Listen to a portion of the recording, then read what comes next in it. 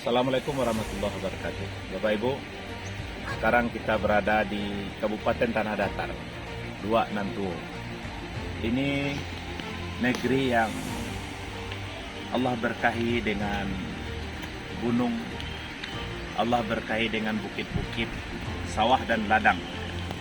Ini negeri yang indah, negeri yang berkah.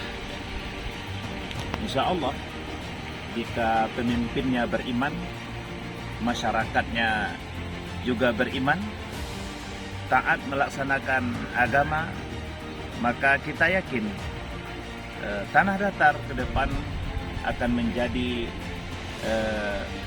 daerah atau nagari yang dijanjikan oleh Allah dalam Al-Quran.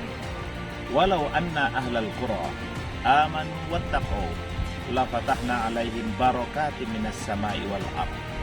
Jika penduduk suatu negeri, pemimpin dan masyarakatnya beriman kepada Allah Subhanahu wa taala, maka Allah akan datangkan keberkahan yang datang dari langit dan keberkahan yang datang dari bumi.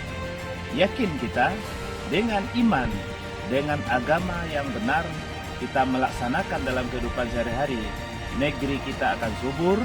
Ya, dalam istilah orang Minangnya adalah padi menjadi jaguang maupiah, masyarakat yang adil, makmur, aman, dan sejahtera insya Allah.